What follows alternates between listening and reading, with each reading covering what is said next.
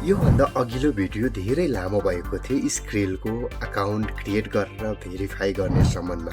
यो video skill सम्बन्धी नै छ। तपाईँले त्यस भिडियोमा नगरिएको कुराहरू र छुटेको कुराहरू यो भिडियोमा म तपाईँहरूलाई सिकाउनेछु। यो भिडियोमा एकदमै इम्पोर्टेन्ट कुरा छ। तपाईँले स्क्रिल अकाउन्ट त बनाउनु भयो, पक्कै पनि तपाईँको भेरिफाई पनि भइसक्यो होला। मैले तत्कालै क्रिएट गर्दैछु, त्यस कारणले गर्दाखेरि यो बाँकी रहेको चिजहरूलाई पनि फिलअप गर्नुपर्ने हुन्छ, नत्र भेरिफाई हुनका लागि समस्या पनि हुन सक्छ। आउनुहोस् आजको भिडियो स्टार्ट गरौँ। पक्कै पनि तपाईँले योभन्दा अगाडिको भिडियो हेरेर कतिजनाले चाहिँ स्क्रिल अकाउन्ट बनाउनु भएको जतिले एस लेखेर कमेन्ट गर्नुभयो भने म एकदमै तपाईँप्रति आभारी हुनेछु।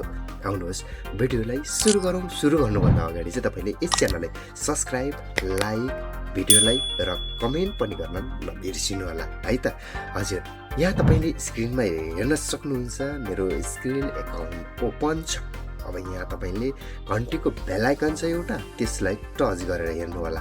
यसमा टच गरेर हेर्दाखेरि यहाँ तपाईँले we need more info about you भन्ने अप्सन देख्न सक्नुहुन्छ। तपाईँकोमा पक्कै पनि यो नोटिफिकेसन आएको हुनुपर्छ।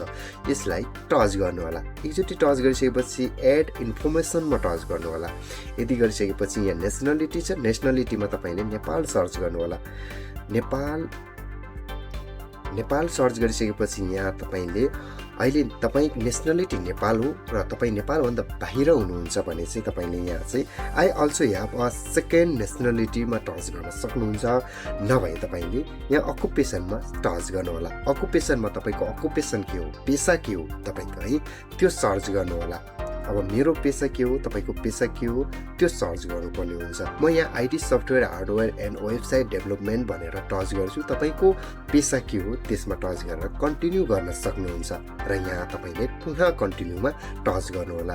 यदि गरिसकेपछि तपाईँको यो प्रोसेस पनि कम्प्लिट हुन्छ र तपाईँको एकदमै राम्रोसँग स्क्रिल अकाउन्ट क्रिएट हुन्छ।